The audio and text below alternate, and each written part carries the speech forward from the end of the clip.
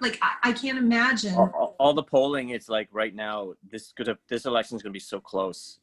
Like.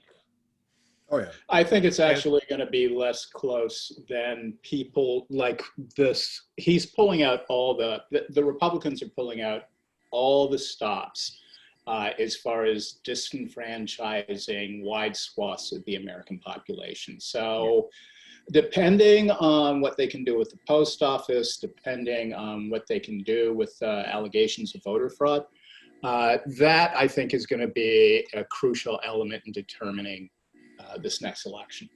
Why do you think the whole thing? Just sorry, Heather. I just wanted to first of all give you a shout out for if we are found out that we can't use upload as a title for this show, cream of the crop of idiots, I think will work just fine. Yes, that's perfection. That's up. But to Lewis's point, I mean, Trump is already digging his heels in and saying, I'm not going. And he's got Andrew Barr in lockstep. He's got a Senate that is only doing sound bites of we have to push through the next Supreme Court justice nominee.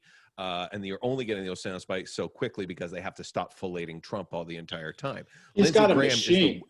Lindsey Graham is the goddamn worst about this. And we can't, and as Canadians, we can't think that we're clean on this. And all you have to do is look at Red Deer and everything that happened there. But what one happened of the to Red things Deer? that Wait, oh my God!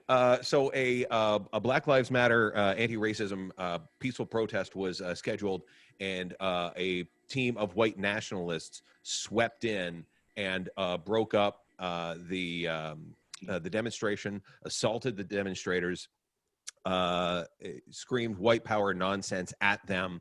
The whole thing was filmed, and the RCMP was there and did nothing.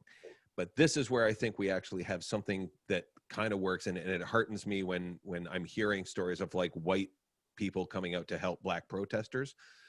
The story got picked up by CP24 in Edmonton, and it went viral. And after it went viral, that's when the RCMP went, we better do something. And so it heartens me and disheartens me at the same time that if we do something, it will force their hand. The problem is if you look at the political math, okay, so look at the United States. And so Lou and I were going back and forth, and we had an interesting conversation on our thread yesterday. And, I didn't realize how many white people there were in the U.S. Like, maybe that sounds really stupid, but and this is just Wikipedia basic stuff. It's a lot. Like a lot. 76.3%, 76.3% of the United States population, because a lot of Latinos also are white, right? They identify. So you have to slot them that way. And 13% of the United States is Black. That country is 338 million people. These are estimates. This is just Wikipedia stuff. But that I did put in a calculator. That means you have 247 million white people and 42 million Black people.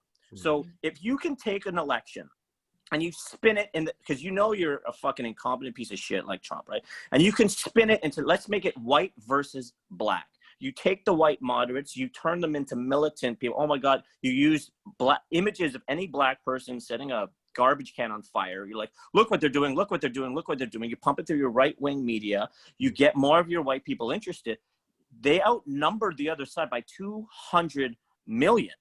That's how you win an election. This is, and I've said this earlier on the show, that there is not a chance, and Black folk know this, we can't win. We don't have a standing army. We do not have an economic system. We have been shut out from the get-go of that system. Our population base is just like, and this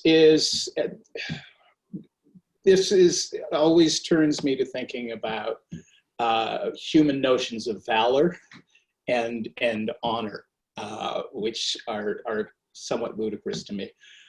When you look at the threat that Black folk are always used as a threat to white folk, and the actual potential for Black folk to be a threat, it's ludicrous. It is beyond cowardly.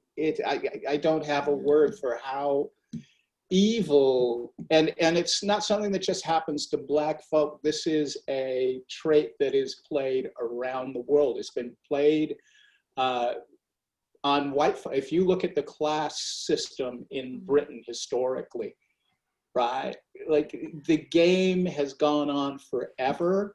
On a global level, for me, I also have to deal with the local. And part of the local is racial. Yeah, and as soon as you generalize people, as soon as you say X people are X and create that fear, that's when all these deaths happen.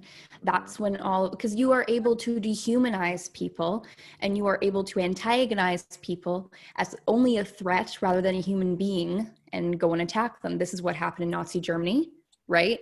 This is what's happening. This is what Trump is doing, like with the Black community and the Mexican community. Remember when he was saying, oh, the Mexicans are rapists and drug dealers, or he said all of those things, right? Fear, it's a lot of fear mongering. And I think that's the problem with our world. We don't see people as individuals. We see them as a part of a group with a stereotype that doesn't make any sense.